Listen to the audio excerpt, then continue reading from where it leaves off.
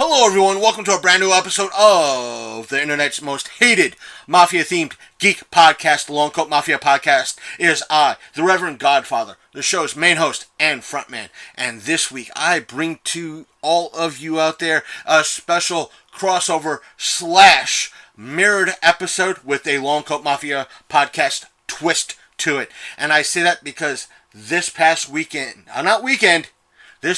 Thursday, June the 6th, I got to see XMen Dark Phoenix at the Alamo Drafthouse in Winchester, Virginia, with Josh from Victims and Villains, and with special thanks to the folks at Alamo Drafthouse, and super thanks to Josh from Victims and Villains. We got a chance to record, me and Josh, for his program, Victims and Villains, a review episode of Dark Phoenix. Now, here's where the Long Coat Mafia podcast twist comes in, because there has been stuff that has been coming out and has come out not just since this past Thursday, but since this past week that I want to commentate on. But I'm going to save that for after the review, after the mirrored stuff from me and Josh and what was recorded for Victims and Villains. Now, I'll say this. It's going to be in two parts. The first part is going to be the non-spoiler review for it. Then it's going to be the spoiler-filled review. The spoiler review is going to be a little bit bigger, much longer. It's going to be the bulk of this program, so bear with it. And for the most part, I am not going to edit any way, shape, or form of Josh's initial recording, because he sent it to me in raw format, and the message he puts out, because Victims and Villains is, even though they are a geek podcast and they're a great bunch of folks, great bunch of guys, their secondary message is suicide prevention. So I'm not going to cut out their message. I will refuse to cut out the message that they're trying to give to everyone, and that is suicide prevention awareness. And I will put all not just the Victims and Villains links, but the suicide prevention links, which is if you're by any chance struggling with depression and having suicidal thoughts, we at the show don't want you to have these thoughts. And if you're struggling with these thoughts, we want you to contact the Suicide Prevention Hotline. And their hotline is 1-800-273-8255. Or you can text 741-741. And there is hope for you out there, and you do have value. So please, if you're having these thoughts, please contact someone. There is help for you. Call the national hotline, which is, again, 1-800-273-8255. Links, I should say these numbers will be in the description down below if you don't understand, and they will be reiterated by Josh himself in the first part of the program. And when he states that we're going to go to break, there's going to be our 12-second promo in there, and I'll let you know when the spoiler stuff begins for all of you. So don't worry about that. I'm going to stop it right here so we can get into our spoiler-free version or spoiler-free discussion of Dark Phoenix. So I'm going to step back. I'm going to now give you that part of the review. Welcome back to Victims and Villains. We're moving from comics to film because we are live at the Alamo in Winchester, Virginia, to talk about the brand new X-Men film, the final X-Men film from Fox. I'm joined by Mr. Chris the Godfather Lumser. What's up, man? Hello, everyone. Hello, Josh. How you doing? I'm well. So let's jump into it, man. Yeah. No spoilers. Oh man. Okay. No spoilers just yet. Okay. I was about to say that'd be the case. If you don't mind giving me a copy, and I'll include it, and I'll be more than happy to tag everything that, as you know, in my end of things, your show and standard links. So I can add my little 2 bits either to the beginning or to the end of our fun little review, if you don't mind. Well, sure. What's so no spoilers for this film just yet, but what are your general thoughts kind of coming out of it? It was better than XMen 3. Though that was out way better. 2006. 2006. So more than a decade ago. And part of me is kind of looking at the folks. It's kind of hard to describe where we're at right now. It is on a level of Geek that is almost, for us, on a whole new level. There's movie posters all over the walls here in this green room, and I'm kind of like looking for the X-Men 3 poster, trying to get a reference. But what's X-Men 3 for Last Stand is 2006. I just watched it yesterday, but the closest I think you're going to get to it in this room might be the Ghost Rider. Right, might be, yeah. Might be Ghost Rider, because I don't see anything else from 2006. Me neither. No. Well, no. Yeah, you're right. Maybe no. Again, this is kind of hard to describe. Like, maybe no. Yeah, it's wall-to-wall movie posters, and it's wonderful and glorious, and we're going to explore so much of it right after we get done recording. But Dark Phoenix, what are your thoughts? It was better than I expected, or I didn't go into any external reviews in regards to this, because when I see a geek film, I try to stay away from any external reviews so I could go in unaltered, and I don't have any bias than what I go into.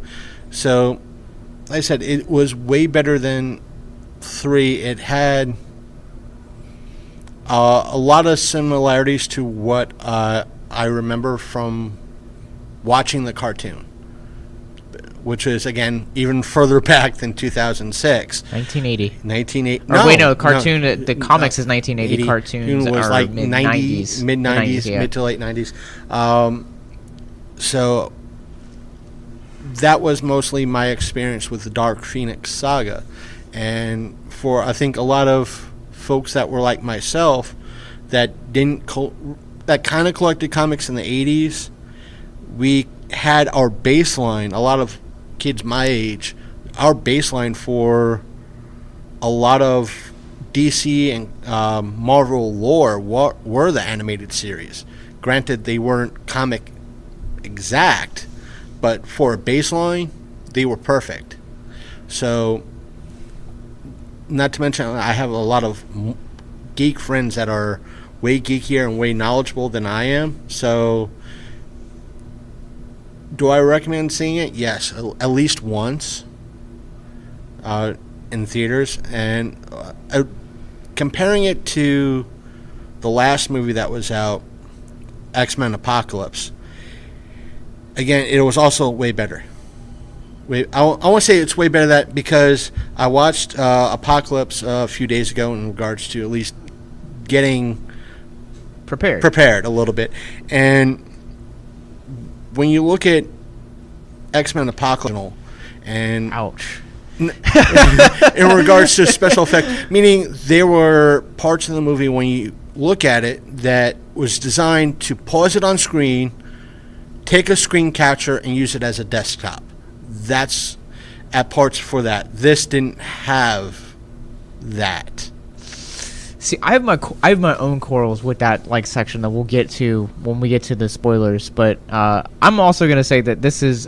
I've been trying also to kind of keep away from reviews, and it's hard because the reviews for this film hit Tuesday, right? And critics were talking about how bad this movie is. It's it's entertaining, but I will also say that I can understand where they're coming from. Right. It's a misguided tale, especially coming out of the source material at the beginning of this episode to prepare for it. Thank you once again to Andrew, but also at the same time, I think that it's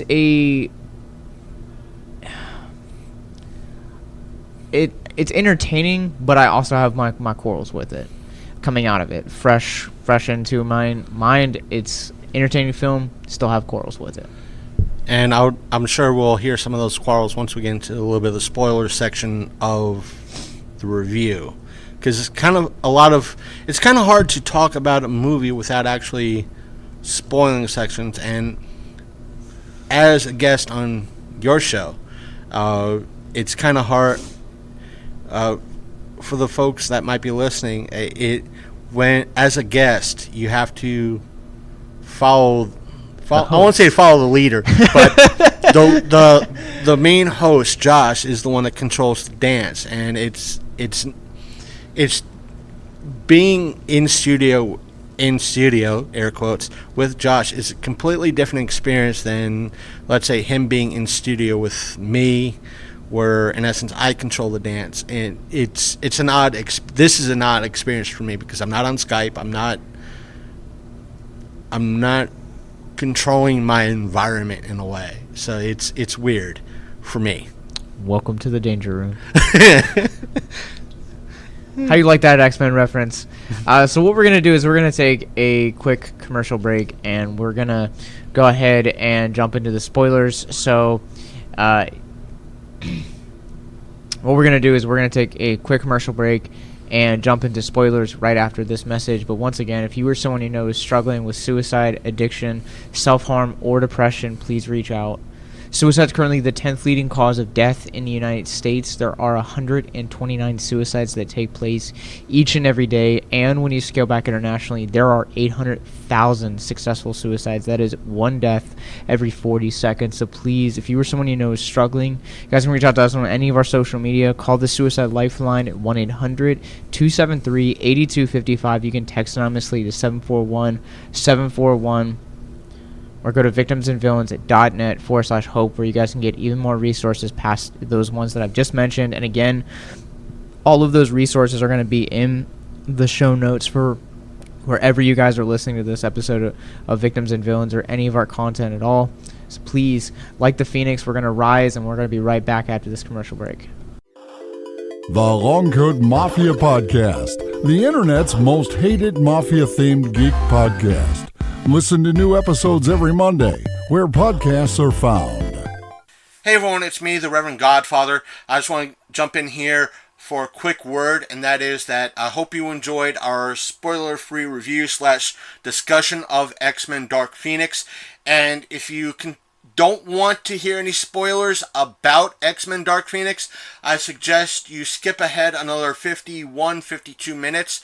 That way you don't have to worry about spoilers, and you could hear what I have to say in regards to X-Men Dark Phoenix, which is a lot of the stuff that's been going on surrounding the movie as a whole, and it won't contain any spoilers. So that being said, now for the spoiler section of the review stemming from Victims and Villains.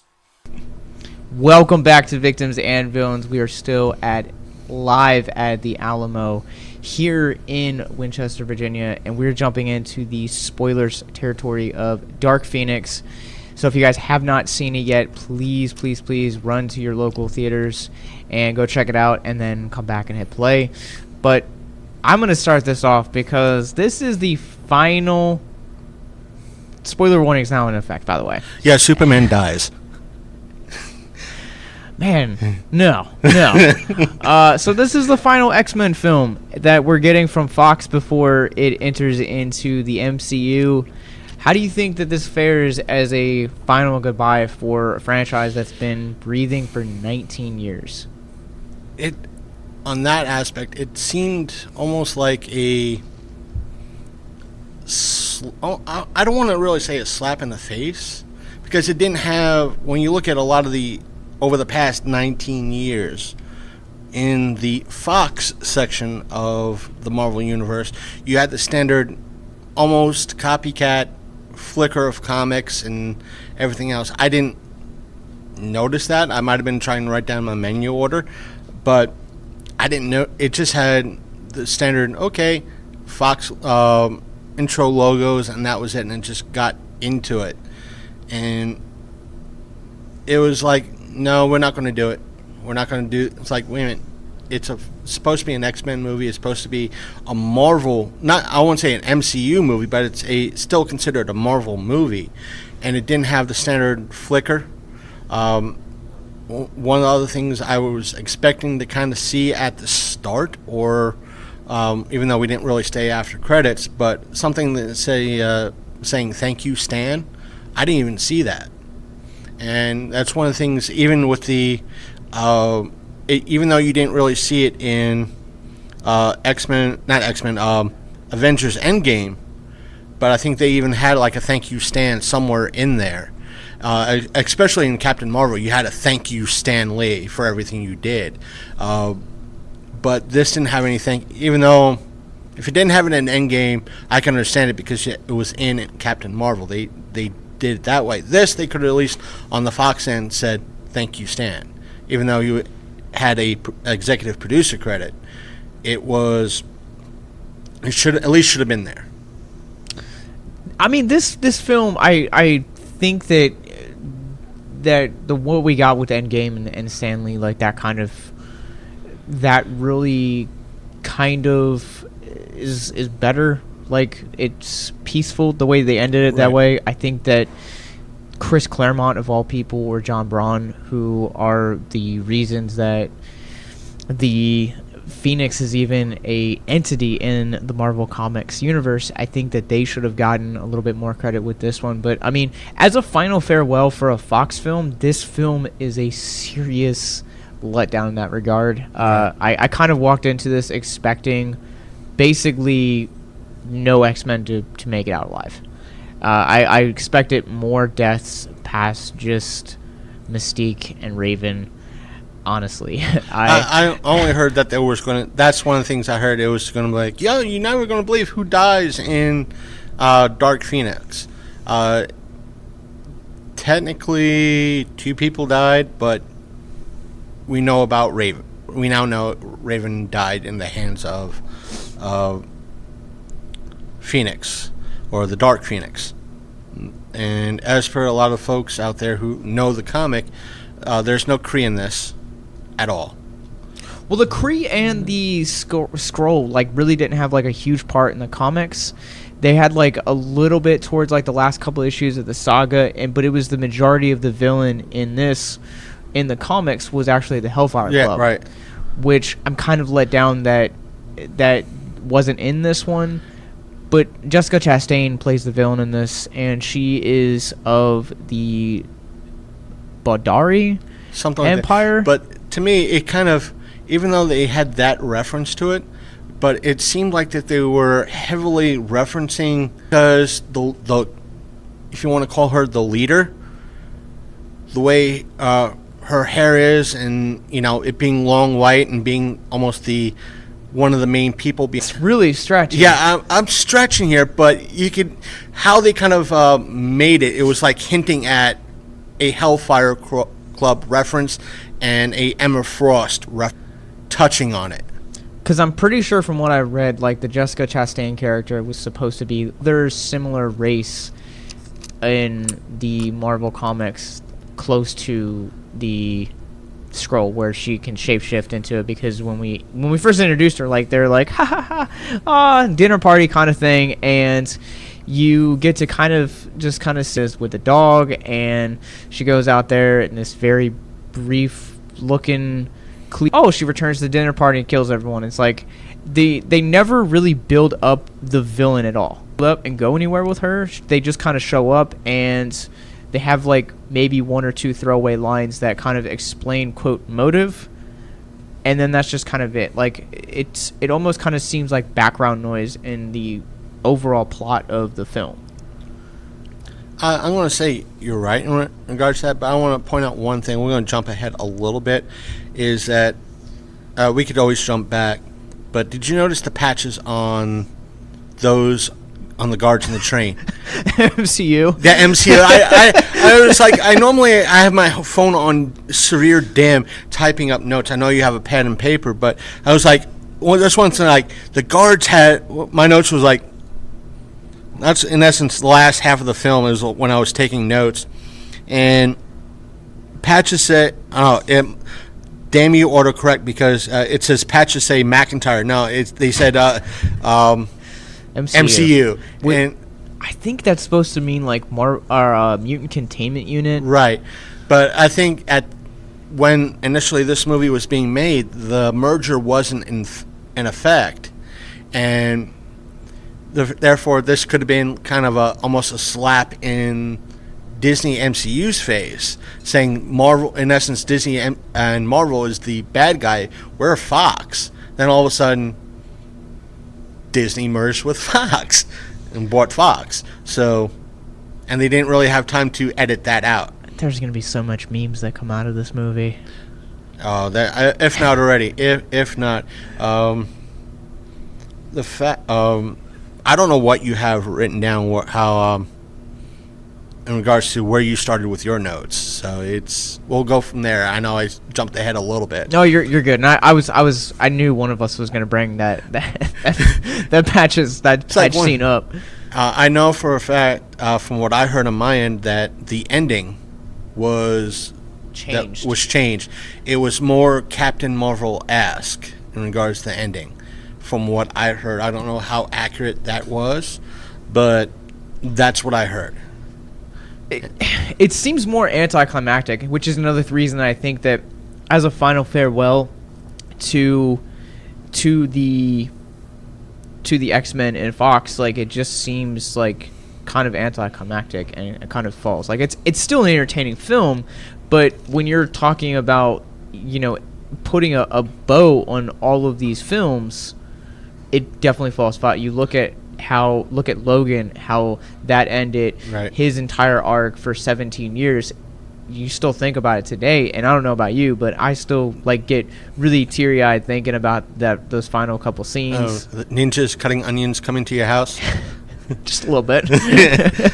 And then you look at Endgame and look at just how perfect of a ending and culmination that was, and that's what I feel like it should have been. But I feel like Dark Phoenix is an unfortunate kind of Dark Phoenix is ultimately a product of the Disney merger, because I think it ultimately got hurt by that financially, and just the way that the film flows a little bit. I think that you're right on that. You have a valid point on that, because it does seem a little bit like that, because if there were rewrites and reshoots in this, there were a lot of similarities to 3. A little in regards to it's like they were trying to do 3 but better, a tad. Which is ironic, because the gentleman that wrote this film also wrote the third one. Maybe that's why. Simon Kinberg. So let's jump into this one. Simon Kinberg, it was for a while. So after Apocalypse, they set this up. They set this film up, which let's jump into that. And another thing that I kind of really took me off guard about this film is that Apocalypse sets up Jean with the Phoenix Saga, Phoenix already. Right. By the end, that is how Apocalypse is defeated, by the Phoenix Force. Right. That's what kind of got me as well. It's like they set her up as Phoenix, and she gets the Phoenix in this. I'm like, oh, that's a little... But it takes place 10 years after she's already had it. So that's why I'm like, what is this? Right. And as well as, you know, with it going that in mind, we both know, seeing Apocalypse, that Storm and Magneto are graciously overpowered, or were overpowered by Apocalypse. Therefore, with that being said, if Magneto was a level 10 mutant, or the highest level mutant on the planet, he should have been able to at least done something in regards to being on par with Jean Grey at this point. Keep in mind that there is that scene where they're at Magneto's like little island. Yeah, I was like, wait a minute, is that a Genosha reference? You know, in a way, or in a way, you could say it's like if the movies were still going, that could have been a great Genova reference right there, because they didn't really refer to it as Genosha. The fans could say, oh yeah, that they're referring to Genosha in that.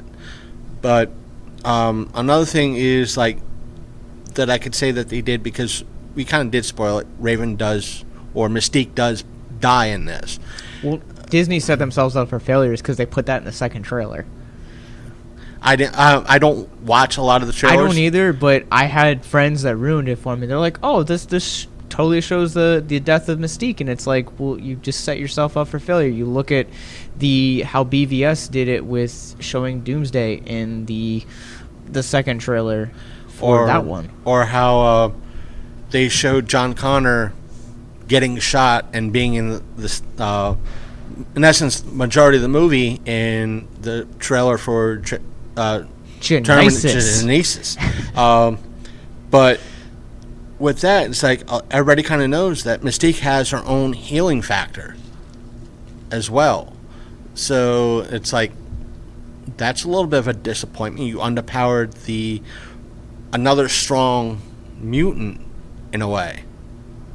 Well, I mean, at this one, after Apocalypse, I think one of the most common complaints about Apocalypse was how Jennifer Lawrence, who plays Mystique, kind of phones it in. Like, her performance is just kind of flat throughout the duration of the film.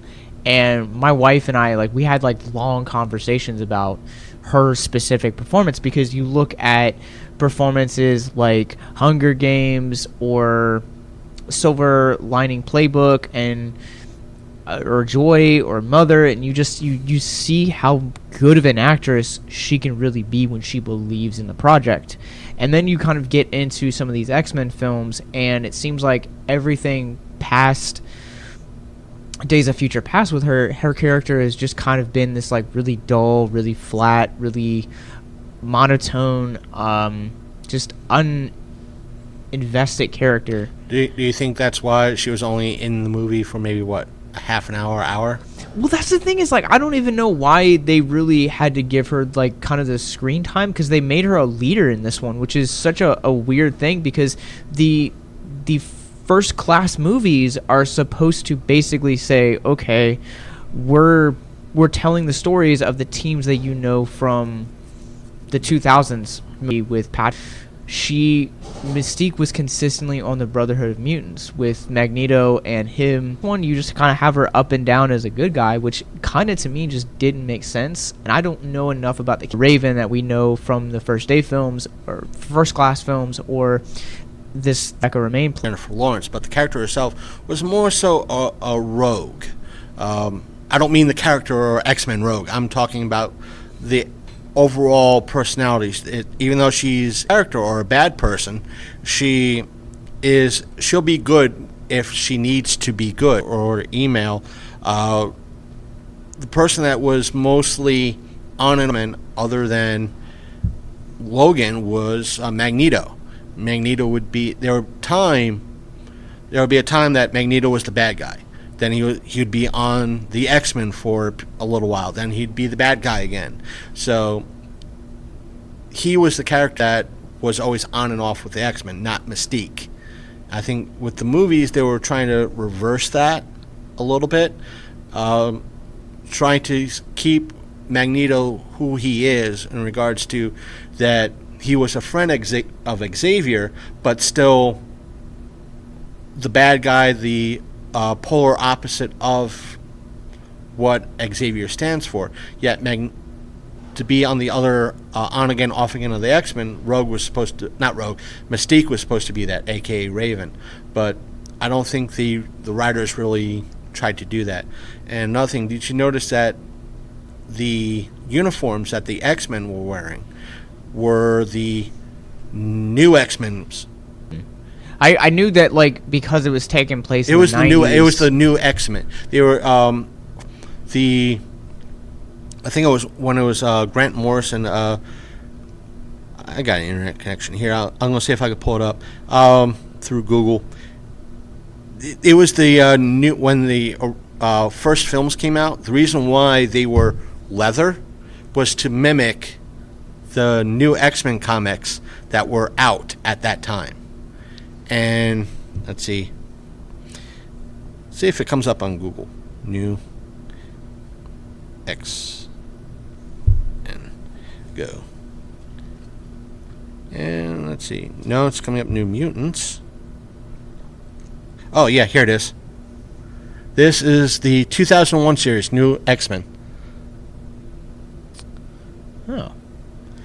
I always thought that they went to give the suits to kind of mimic the 90s and like the colors of how they looked, kind of with the the neons of that decade, but I feel like we've spent a lot of time talking about what makes this film not the greatest.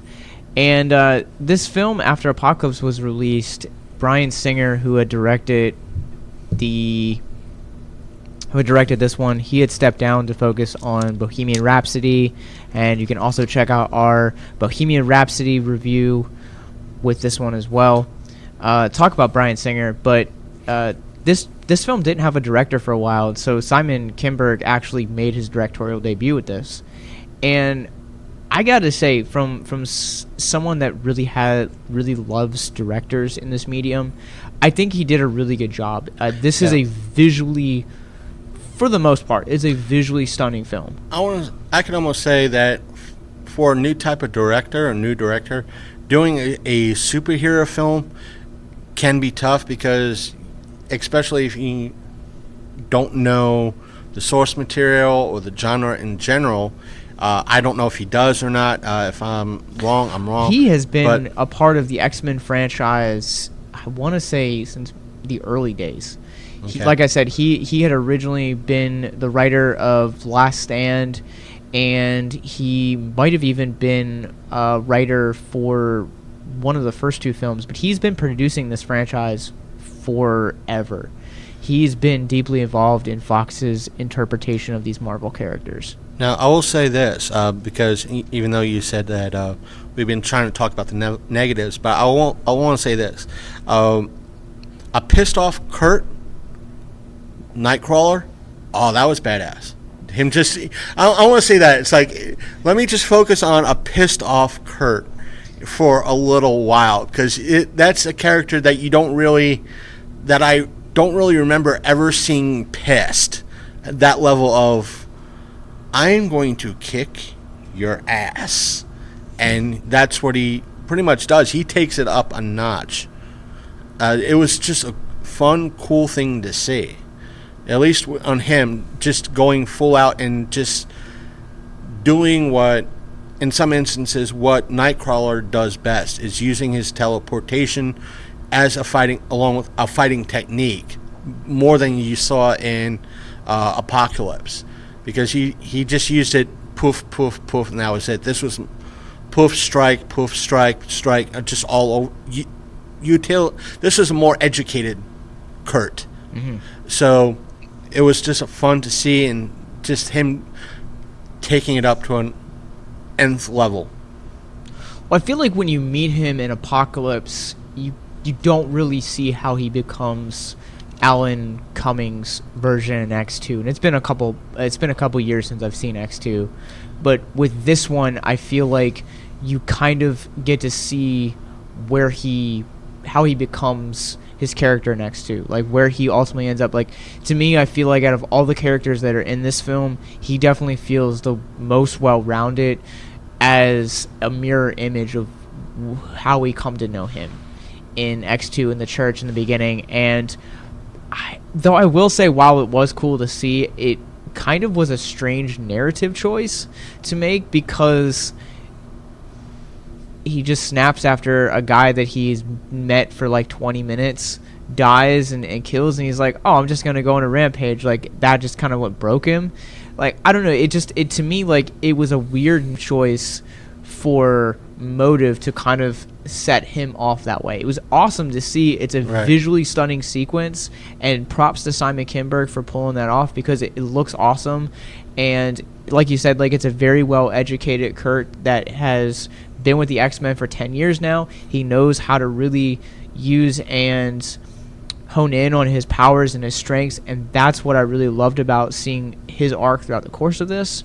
But also at the same time, I don't know, it's just what sets it off kind of took me out of that moment a little bit. But once you kind of like gel into it, it's cool, really stunning to see. I will admit that aspect of, in the scene, is that the guard just walks down by Kurt and looks at him briefly and goes, "My son was a fan," and it was you're right. It was an odd twist to, like, in a way that he wants to prove that he's still the hero that he was, but it was just an odd way for them to go that route, that he wanted to save this. There were overall some jumps and leaps that I think you brought up earlier that they could have explained a little bit more, and they just didn't. One of the things I did have, I don't know if you wrote it down, is that one of my biggest gripes is the whole "when bullets don't work" trope. Yeah, I'll give you that. It's like, when do you stop? It's like you're pulling. I can understand. There are movies that I've seen. Is like they have a low caliber gun, and they use it on the bad guy or the bad person, if you will, and it doesn't work. They grab a bigger gun to use that, and that I can understand. And it's like, okay, this caliber didn't work. I'm going to use a higher caliber. Maybe that will work. Okay, that didn't work. Let's bring in the tank. Okay, that didn't work. And they still ramp it up. And it's like, okay, at what point do you say, heck with this, I'm just going to go home?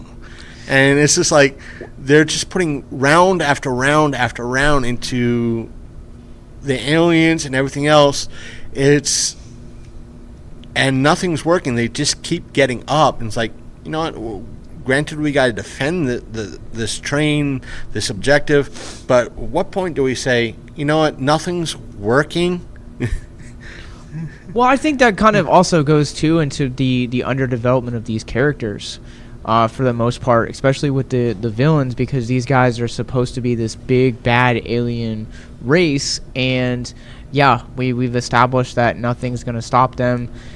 Clearly, in this mythology and the rules of this universe, that when an alien cosmic force comes in, of course, ordinary guns are not going to kill them. But they just, I don't know. It's just, it kind of goes back to that thing. But I want to jump back to Nightcrawler real quick. Okay. And I gotta say, Nightcrawler, Beast, and Raven as well. When you look at, there's a lot of CGI in this film, but the practical effects in this film look astonishing, especially the details that they were able to manage, because there's a lot of close-up shots with Beast, and a lot of close-up shots with Kurt as well, the Nightcrawler, and there's the detail that they put into the special effects and the practical effects of on these actors, freaking astonishing. I think this is some of the best practical effects that this film franchise has seen since the early days of Rebecca Romijn in X-Men. Oh, nothing could probably top her. But or at least with when was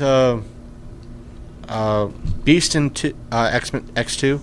Beast was in X3, and Kelsey Grammer still looks phenomenal. He still holds up really well. I was just thinking, because I know that with Romijn, she was still Mystique in 3. Mm-hmm. So I'll say, in regards to that, the makeup holds with both I won't say Kramer's Beast looks a little bit, but in regards to this new line of X-Men movies, older, there was more to him, like meaning he was like progressing towards the Kelsey type of Beast or version of Beast, and you saw that with Kurt in the where Kurt has like kind of like the lines in his face a little bit, the like the circles and that aspect.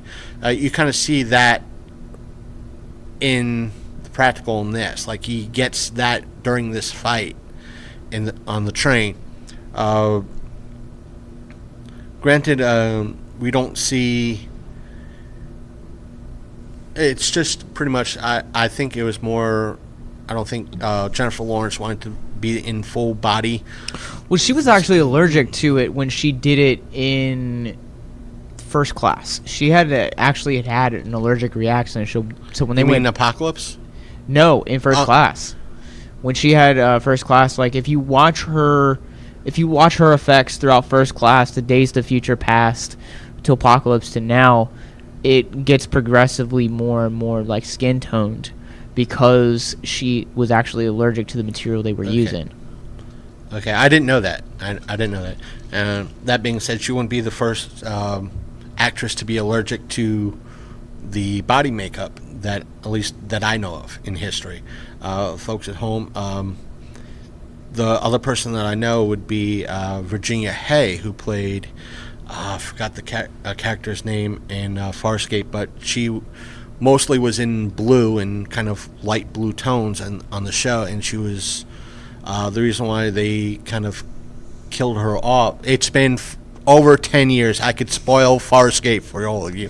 The reason why they kind of killed her off is not that she wanted to go, it's just that she was starting to have issues with the makeup, and she was kind of tired of kind of every other week having her head kind of shaved down. So it was like, as much as I love the character, as much as I love the show, I have to step away because of health. So yeah, for sure. And I mean, sometimes it takes an actress to do that. And I think when you're talking about actresses, obviously Game of Thrones was a huge deal this year. Right. I am not a fan. I think I might have seen a half an episode somewhere. It's just not my cup of tea. I've given it a shot, but I know, how dare us, right? Sophie Turner is Jean Grey in this film, and she is this movie makes or breaks with her. How do you think that she did with Jean Grey, her arc throughout the course of this film? I think she portrayed the character very well, because I think Jean is supposed to be kind of how I heard many people describe the actress that plays Jean Grey as statuesque. I believe that kind of. You're talking about Frank Jensen, the chick who played it in the original trilogy? No, the one Sophie Turner. Okay. Sophie Turner. Nothing against the actress that originally played her. I'm talking now. Sophie is kind of statuesque, and she has to be like that. She showed more in this, playing Dark Phoenix. She showed a little bit more emotion and more struggle being Dark Phoenix in this than in Apocalypse. Not in Apocalypse. I'm talking in Dark Phoenix right now. She showed more emotion than the original Jean Grey character, because it didn't seem like, even though she was emotional, but she seemed stiff in the original trilogy. That character, she seemed a little bit stiff. It's been a long time since I've seen the original trilogy. I'm trying to remember in regards to that, but she seemed, that particular character and how the actress, nothing against her. She's a good actress. She's done a lot of other great roles, but Sophie seems a little bit more looser with the character in regards to personality, meaning that when it's time for her to be emotional, she's emotional in the role. It's like, okay, you're supposed to be sad, upset, you're supposed to cry, okay, do it. And you see the tears, you see her being oh yeah, I'm hurting my family. I have to, and you see the tears in her eyes. You see them rolling down. Whereas you didn't really see that come off Jean Grey until maybe when she was trying to kill Wolverine in X3. Like, oh, why am I trying to kill you? But I gotta kill you, and try to kill you in But it was just, comparing the two Jean Greys, the one that the Sophie was playing seemed a little bit more looser and more well played. I can see that, and I definitely really like Sophie's take on the character. I think that, like you said, it's definitely a lot more looser. But I also think that, now, don't get me wrong, folks. I mean that in a good way, not a bad way. I know there's going to be a lot of people, how dare you say that? But it's a way how a lot of actresses and actors tend to portray a role. Sometimes you get, if it's the same character, you'll get one actor play it really stiff, and another actor years later play it a little bit looser, and it's a better take. It also too could be the writing could also attribute to that as well. And it's been so long since I've seen the original, but I think as this film really makes her break, it really rides on Turner's shoulders. And I think that she does a really good job with it. I think that she's very emotional when you can definitely tell that she's torn between this family that she now has in the X-Men, but also between this cosmic force and this cosmic hunger. We talked about this with Andrew from Living Fire Gaming when we talked about the comics. In the comics, in the original continuity, when they're talking about the Phoenix Force, the Phoenix Force, Lyandra actually says that the Phoenix Force has a hunger that is greater than Galactus, and it is a devourer of worlds, and it is all-consuming. And Storm even classifies her and says that as she's feeling the psychic energy that's erupting off of Jean as the Phoenix, she says that there's just this all-consuming lust. And I think that we really got to see that struggle here in this film, and she does a really good job of just someone that just wants answers and just really understand what's happening. Right. And I really enjoyed that. I thought that she did a really good job bringing us through this character's arc of being affected and then trying to come to terms and kind of come to peace with that. I thought that was a really unique way to take that character, where in the comics you have this person, not to compare it because obviously this is an interpretation, but in the comics her character is really going throughout the course of that arc and just basically giving into that, and everyone around her giving now, in. It's been a long time since I've seen the Dark Phoenix arc in at least animation form. If I remember correctly, there was a similar take on Jean Grey and the Dark Phoenix as we see here today, which is more the emotional take on the struggle, the emotional struggle. And I think again the animation was more that the late 80s animation was more closer to the comic than, or as close as it can be, but it was the same type of Jean Grey in a way, that it was an emotional Jean Grey, and with that struggle between her what she has to do and her family, so being the X-Men. So, well, the comics too also had this different kind of struggle for the character, right, where she wanted to give in to the darkness, but this one is she's definitely torn between wanting to be with the family and one, or trying to find the answers. It's almost like she kind of can't have both. Right. But the reason, again, with my not really reading, I guess, folks, I have to check my local library to see if they have the Dark Phoenix saga in trade form there. That way I could at least have a better reference in regards to that.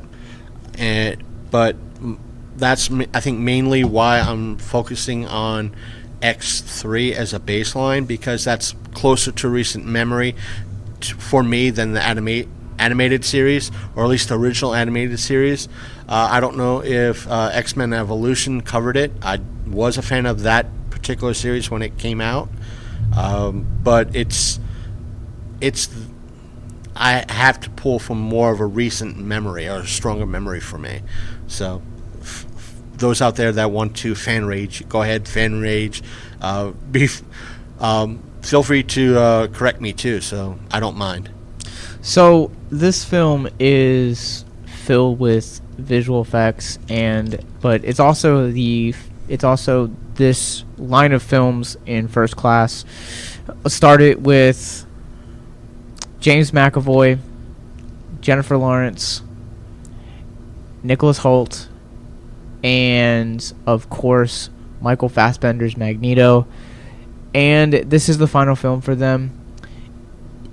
Do you think that all of them were properly used to kind of have a send-off? Because we've been with these characters, keeping in mind, since 2011, so we're 2 years away from we've been with these guys, these characters and these versions of these characters for 8 years. Do you think that they gave them kind of the proper send-off? I don't think so, because to kind of compare it, the closest thing I could compare it to would be Endgame, which kind of gave everybody a proper send-off. When you compare it to that, it was, if Endgame was maybe a 9, if not 10 on a 10 scale, this was maybe a 4. F that. Because you don't really have that send-off. Having, Cyclops put a new plaque outside and just walk in, and it's like, oh, it's just another day in class. Well, that also felt like really forced. Like I didn't really like where they took a lot of these characters to kind of end it. Where, like, Magneto, I appreciated where we found him, and at first I liked why she went to him. Like, they gave him purpose. Like, that's what one of the things I walked in here with saying is, I really want to. Magneto has purpose in this film, and aside from one scene, I mean, he doesn't really add any really weird, really forced narrative choice to have him. I can understand up to the point of going to see him and him coming out and having that Genosha reference. It was a good thing, if not good idea. Just that having him after that, you're right. Yeah, thing where he's fighting the aliens, one of the best action sequences in the whole movie. Phenomenal. It was one of my favorite parts. What he did with the train car, yes, was awesome. I'll say that too. I was hoping you'd bring it up. Is like I wanted to focus more on Kurt than Magneto, but what he did was awesome. I was like, I want 80s cheese. After he kind of just pushed the crushed train car away, I was like, I want 80s cheese. I want 80s cheese. Please blow up. Please blow up. Please blow up. 2 minutes later, it finally blows up. I'm like, really? If it was real, I just wanted that 80s cheese. Like, it's like watching that classic 80s movie, see a car go off the cliff. It has to instantly blow up. But then you didn't get that. I didn't get that instant 80s cheese, but but if it did, you probably would have heard me in the theater go yes. But I did enjoy his scenes, and he worked it very well. I will say what he did with the guns, even though I brought up the whole aspect of bullets, the whole bullets trope, but I know it seems hypocritical with me right now in regards to that, but he didn't know what was going on around him. So him having every gun pointed at her, at this particular bad person, was kind of an ingenious idea on his part. He didn't know. So best thing to do, I need more weapons. I don't have anything around. Oh wait, there's guns here. Let me give this a try. And also, I could understand his thinking, I have to slow this person down for what's going on behind me. I will say that is one of the visually speaking, it's one of the best sequences in this movie.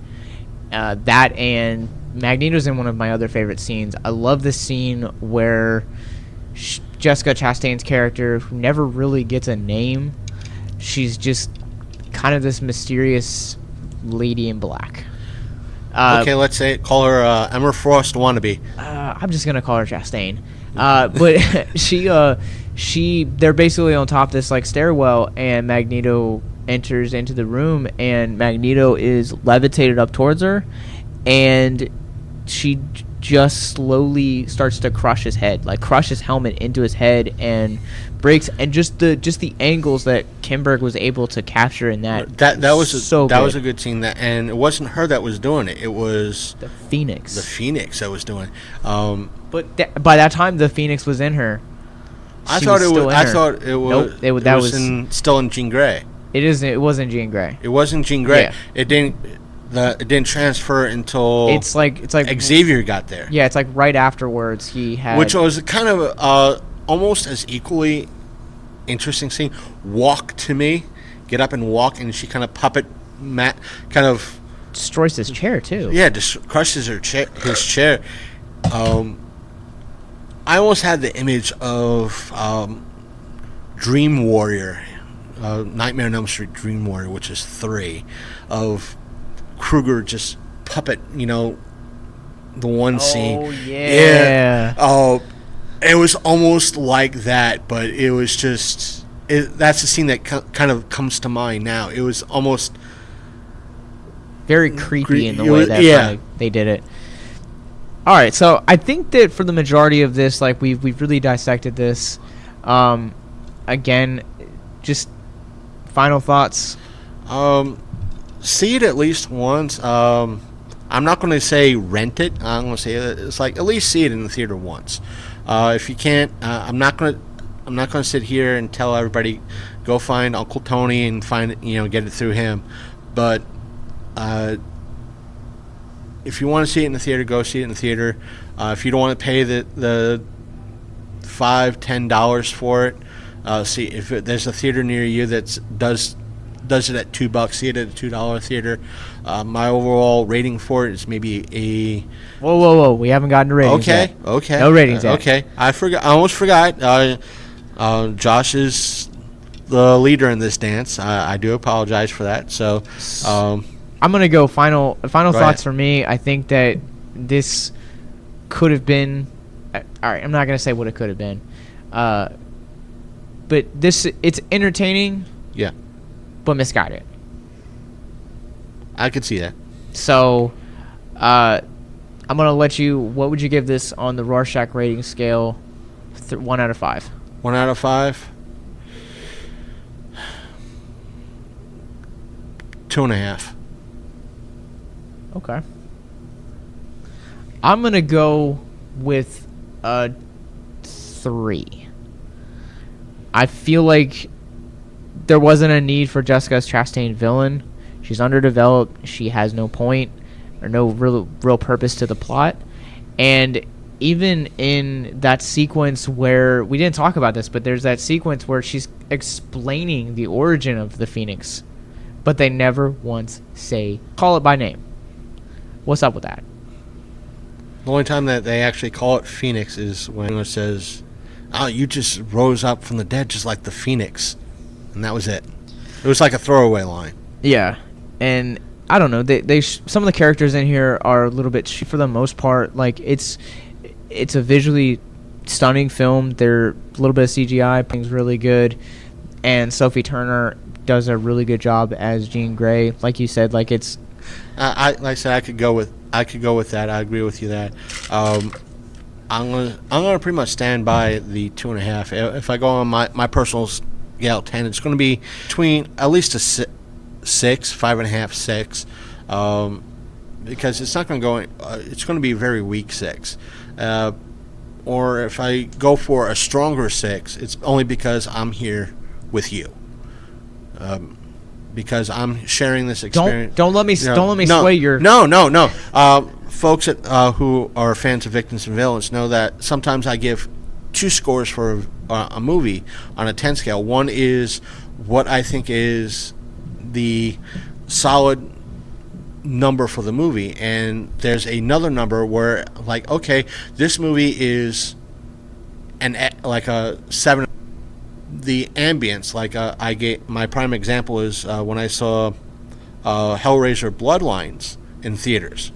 I give the movie maybe a strong 6.5 out of 10, but because of the ambience that when I went to see it, it started as soon as I walked through the doors of the theater. Thunderstorm, strong thunderstorm. Nice. And got my food and drink, and the theater was playing it was the last theater on the right, and above the theater door was a flickering fluorescent bulb, kind of like giving a little bit more ambience, like you're going to see a horror flick in this particular theater. So, and when I got done with the movie, like, it never rained, never happened, light was not flickering. It was like, everything's okay now. That's funny. And it's like, that being said, I'm going to give it a strong 8 because of the ambience of going to see the movie. The experience. So that's why I usually give two ratings sometimes. So yeah, I think the experience of, like, being able to see it in theaters, I always love seeing the X-Men in theaters. Like, the X-Men was really the first film franchise in the comic book genre that I really got into. I mean, I was super young when it came out, and being able to see Wolverine for, like, the first time was astonishing to me. So I want to say, I know you said it on your end. Let me just say it here. I know it's close to the end of probably the show and all, but special thanks to the Alamo Drafthouse here in Winchester, who always gives a great experience seeing a film. So that probably would give on my rating add to that 6, but. Yeah, I love visiting the Alamo. It's a little bit of a drive for us out of studio, but it's awesome. And right now, seeing what we are seeing right now, oh my God! I know I snapped 2 photos on Instagram. I'm sure as hell after when you're getting cleaned up and putting everything away, I will be doing at least a little bit of a video for my YouTube channel and probably Facebook to show all of you out there what I am looking at right now, because words cannot describe. Well, they could probably do, but I just have no words for them right now. Well, that's actually going to be a great segue. Where can people find you online? Oh, they could find me at least on Facebook. You can find me at facebook.com/The Longcoat Mafia Podcast.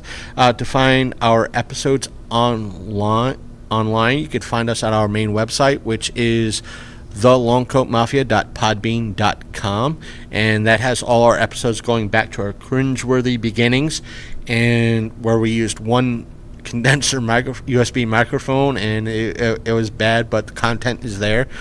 We are, for right now, available on iTunes on your desktops. But if you're on the go and mobile, you can find us on Apple Podcasts, Google Play, Spotify, Stitcher, and pretty much where podcasts are found. All right. Well, you guys can also find us everywhere at Victims and Villains, Facebook, Instagram, Twitter, Apple Podcast, wherever you guys get your podcast from, Twitch, and more. And if you guys like what we stand for and want to help us get mental health resources into schools, conventions, and more, make sure that you guys consider supporting us on Patreon every month. For as little as $2 a month, you guys can dictate the content that we create and also get access to exclusive awesome content that you can't get anywhere else. Or you guys can also pick up some awesome swag on our Etsy shop as well. All the money that we make off this show goes right back into getting mental health resources into those platforms. So special thanks to the Alamo Drafthouse once again for having us here in their wondrous projection room, where we are littered with films throughout the decades. It's so cool being here. But make sure that you guys tweet to us or leave a comment wherever you guys are listening to this and let us know what you guys liked better, X-Men 3 or Dark Phoenix, or if you guys think that the comic still stands supreme, make sure that you guys let us know what you guys thought of this movie wherever you guys get your podcast from. And until next time, remember to keep talking nerd, talking hope, speaking nothing else, and always stay out of the way of space debris. Hey everyone, welcome back. I hope you enjoyed the mirror / crossover that I did with Josh from Victims and Villains, and I hope you enjoyed it. Yes, it was a long aspect, but one thing that we forgot that I'm including in the spoiler section and that I asked all of you to skip is that we didn't talk about Dazzler. We forgot all about Dazzler. Why we didn't put it in our notes, I don't know. Dazzler... it was like a brief little cameo. It lasted maybe about 2 minutes at most, but it was perfect. It was lovely. The actress that they chose for her kind of fit the part. The costume, the makeup, everything. It was wonderful. It was a bright point in the movie. I'm not sure how many people who reviewed it mentioned Dazzler. We forgot. I apologize, and that's why I'm including it in the spoiler section. But to kind of move on is that as per what's surrounding it and how this what's been falling, I'm not going to include the numbers in the weekend box office take because I'm recording this on Friday night going into Saturday morning, so I don't know the total box office, but right now estimates are saying that it's going to be coming in under $40 million for the weekend, the lowest grossing X-Men movie of all time, I think the articles have stated. But that's not all. A lot of other reviewers have dissed this movie harder than me and Josh.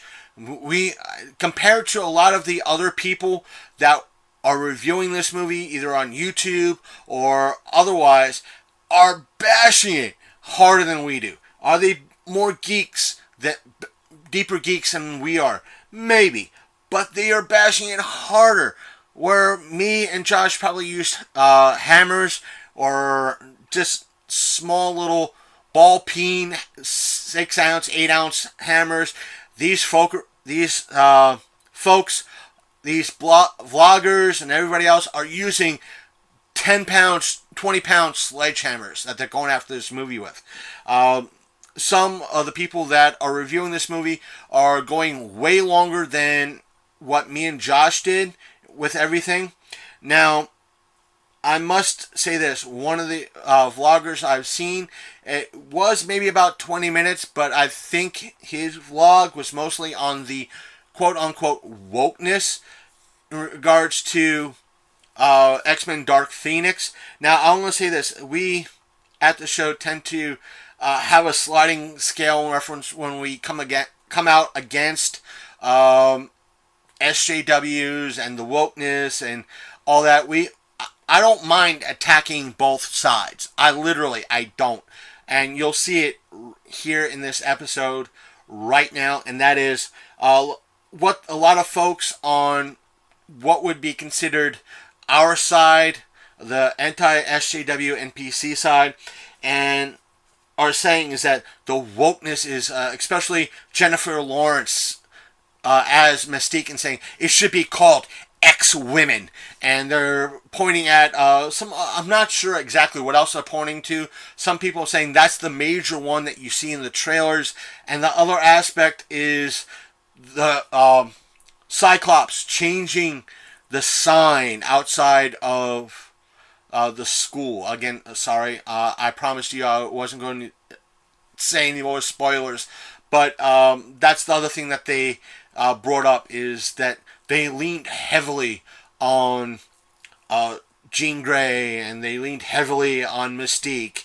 That's what they're looking at, and that's what some of them are griping about. Are these vloggers and YouTubers and bloggers focusing anti-women? No, they're just saying the fact that they don't like how the writer or the Marvel or Fox is portraying these women, that they're making it seem forced, and that's not what they let me try to find the right words. It's what they're saying is that's not what they want. What they're saying is that they're using diversity, they're using an agenda to push a different narrative that should have been closer to either the X-Men cartoon or the comics that were out there, or any, let me just say, not just the comics, not just the original X-Men series, or meaning we're talking about the animated series, which you could probably find somewhere, but like maybe X-Men Evolved, or any other animated, or even the X-Men 3. So that's what they're pointing at. It's like, that was better written, that showed Jean Grey better, so forth and so on. That's what they're nitpicking. They're not anti-woman, they're just pointing out and critiquing a bad movie and the fact that there was possibly an agenda mixed in. Now, speaking with, because to show you that I'm going to hit both sides, am I disagreeing with the side that that in essence I am on? Yes, I have that right. What I'm saying is, quite possibly they're wrong in regards to the agenda that's probably being shown. It's not. They're just they're stretching too far in some cases. And now, to turn around and hit the other side before they say, yeah, you should be attacking these YouTubers and these bloggers and these Twitter people that are saying, go woke, go broke. You know what? I'm turning around and I'm looking at a lot of you SJW NPC folks right now. And the reason why I say that is because there was an article put out, and I'm going to pull it up right now. And I have that article up right now. And the article talks about producer Victoria Alonso, and I'm going to be, in essence, addressing her, is because she had an interview kind of a while back. The article doesn't really state when the interview was, but it was for an interview with a YouTube channel known as Nuke the Fridge, and they Rented Lips folks, they asked her for an update on the X-Men, where she says the following, and I'm quoting here: I don't know where the future is going. It's funny that people call it the X-Men. There's a lot of female superheroes in that X-Men group, so I think it's outdated. I don't think... I'm wrong. I'm reading this wrong. I don't know where it's going to go. We'll see. They just now have joined. They actually have a movie coming out very soon, which is under that banner as their last film. So, we'll see. You know what time will tell. And the article goes on saying, Victoria Alonso obviously doesn't like that X-Men has the word men in it. And she goes wrong assuming it just means men. Now, this comes from cosmicbooknews.net, so I want to give them credit for that, writing this article, and that way it's all credit and probably well and good. Now, I'm just want to use that example, and I'm addressing Victoria here.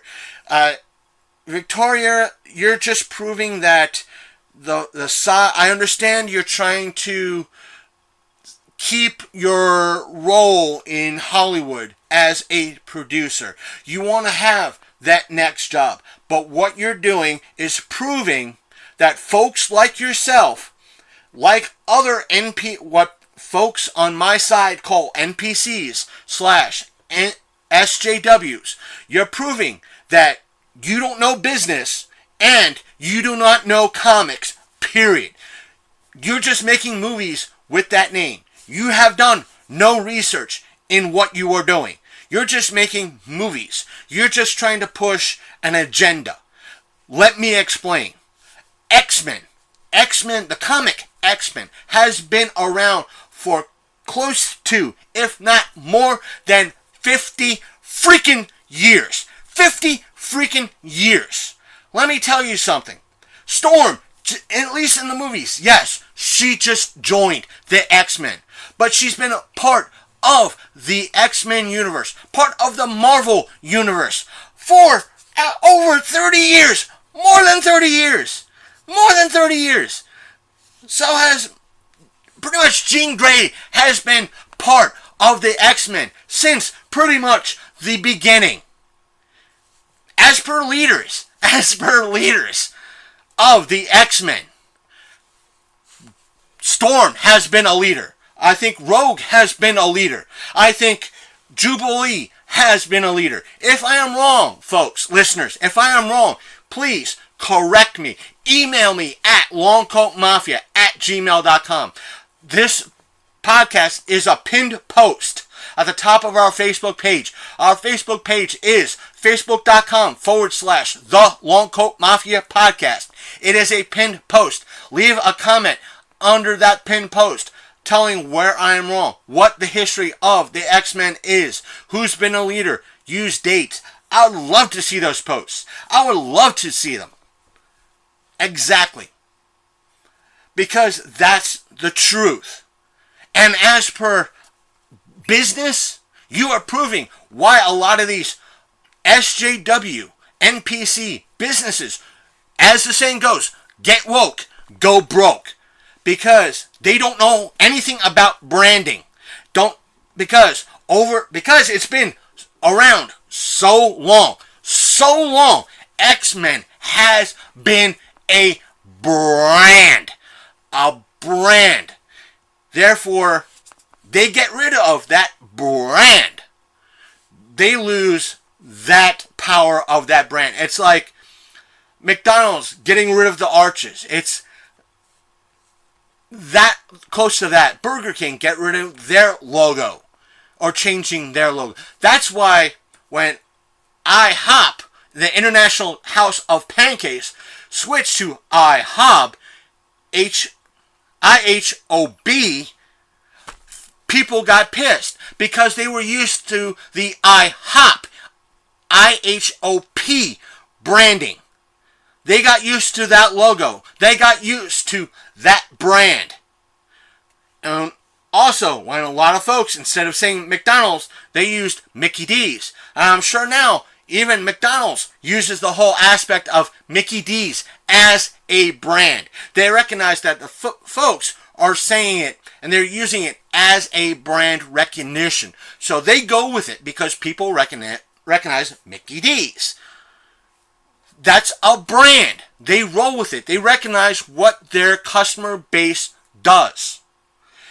You, as a NPC/SJW, wanting Marvel to change the name of the X-Men to X-Women, you're changing a brand. But I must say, now that Disney has owned Marvel, now that a lot of folks are pointing out that Marvel is getting woke and has been pushing the whole aspect of diversity. And I'm using, I am trying to bring up their website right now, or I should say YouTube, so I can get the proper channels. And it's one of which is, and the funky saying, one is Ethan Van Sciver's channel, which is Comic Artist Pro, and bring up his channel so I'm getting it correct. And it's under C. And one is Comic Artist Pro. Come on. Comics Artist Pro Secrets, and the person behind it was an artist for X-Men. And the person that does it is Ethan Van Sciver. I know I am mispronouncing his name.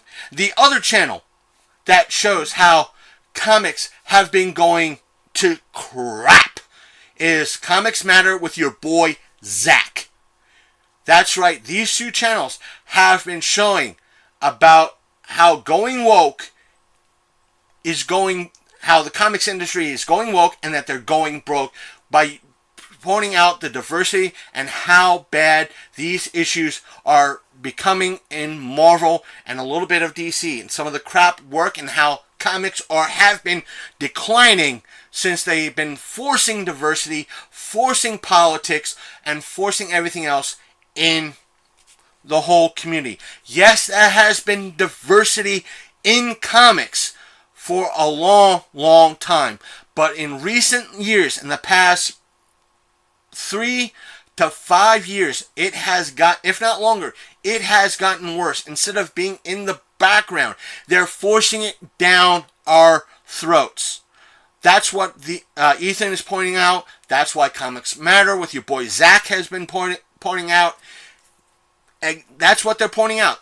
We don't want it forced down our throats. You can have diversity. You can have it in the background, but we don't want it forced down our throats. And will Marvel change it from X-Men to X-Women? Maybe. Because that's how Marvel is right now. But if they are smart, they're not, because it's branding. They know folks will not look at, they'll see X-Women and put it back on the shelf.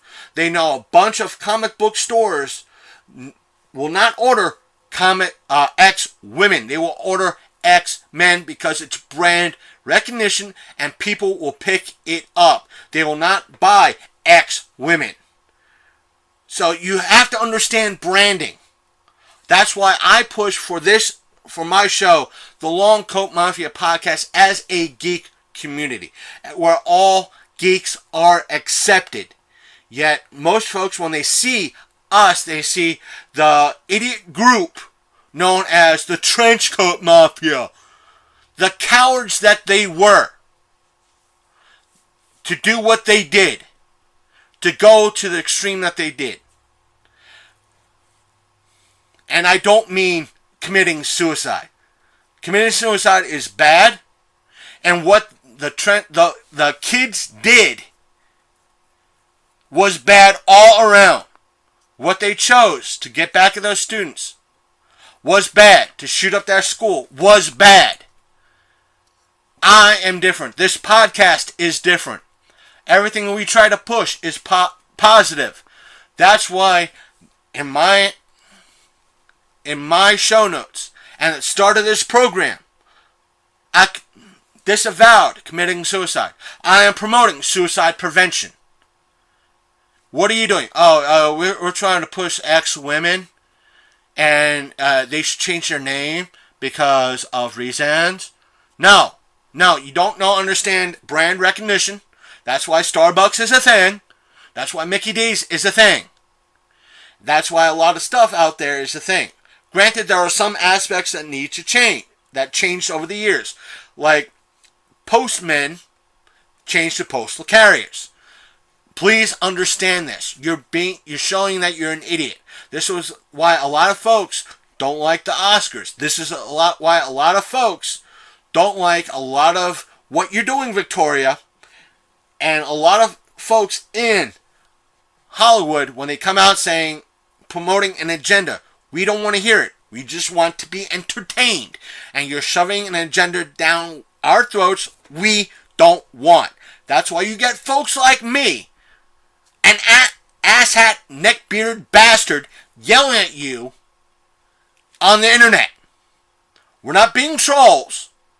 We're not being cisgendered, male chauvinist Nazi pigs. We're being your critic. And it's not just this one red-headed fat bastard that is yelling at you. You have folks of all genders, creeds, and sexes saying that you are wrong. We're not being trolls. We're not being anything like that. We're critiquing what you're saying, and we're saying we just want it either A, toned down, or you to stop. And that's all I'm going to say right now in regards to this, because I'm rambling.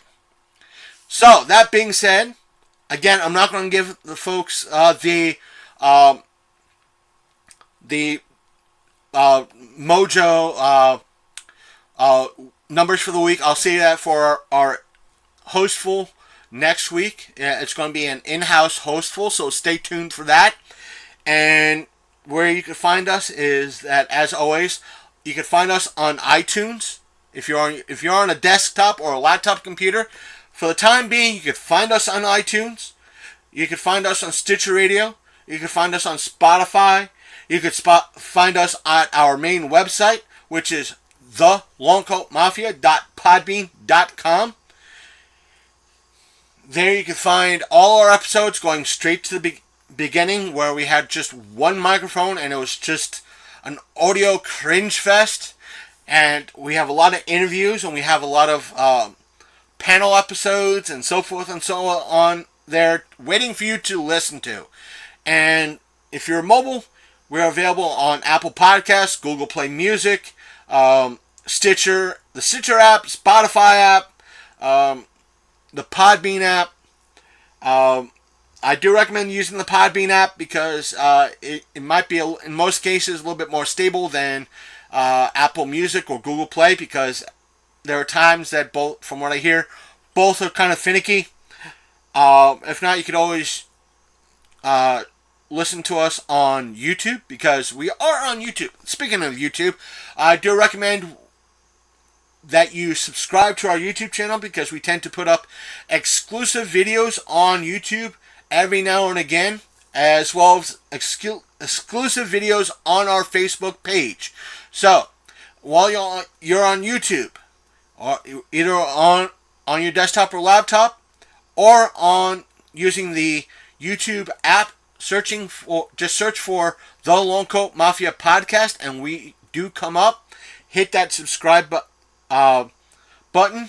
Check out our videos. We do a lot of walking tours, like with what we did with Victims and Villains. We did a kind of a exploring video of the projection area of the Alamo Drafthouse in Virginia, Winchester, Virginia. So it was great. I do suggest checking that out. If by chance we know that the video will be insta-claimed on YouTube, or it might not be YouTube worthy, we will put it on our Facebook page. Therefore, that video will be a Facebook exclusive. So that's why we recommend also going to Facebook as well. Again, our Facebook page is facebook.com/The Long Coat Mafia Podcast. If you're on the mobile, just do a search for The Long Coat Mafia Podcast. We do come up. Hit that like button. Or if you want to, subscribe to our Facebook group that's there. We'll eventually kind of work the group into everything else. What else? We do have a Mixer channel. It is mixer.com/LCMP, and the letters are capitalized.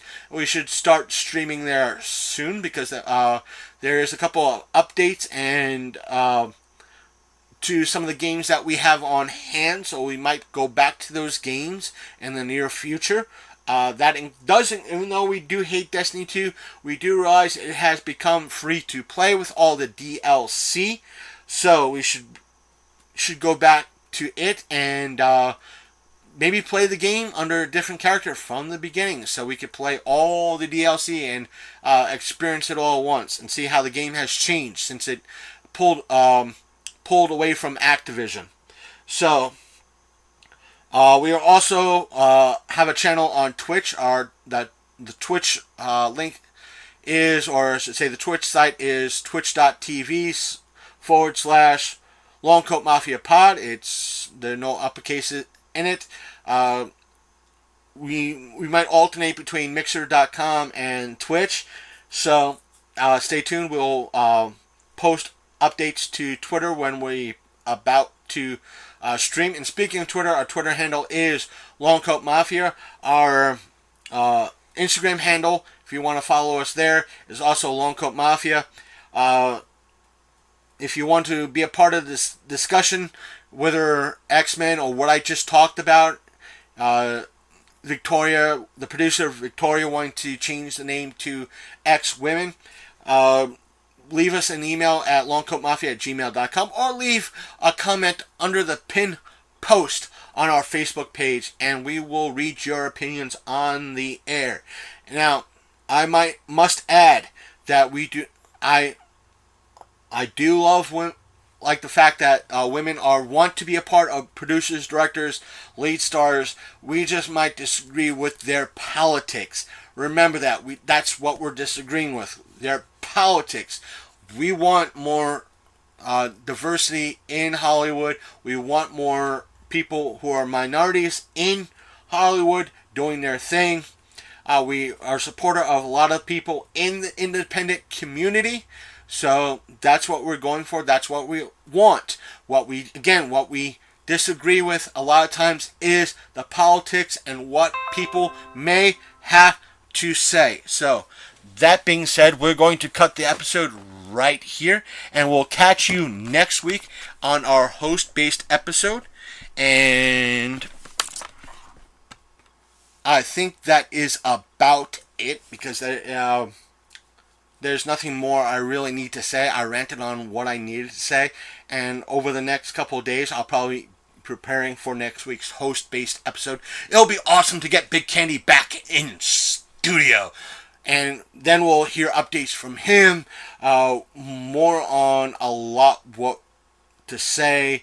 There's a lot of news that's coming out, and next week, or when you're hearing this, E3 is happening, so we may give you E3 news. So stay tuned for next week's episode. There's a lot to say next week. We're going to try to cram it all in about 2 hours, so if not close to 3.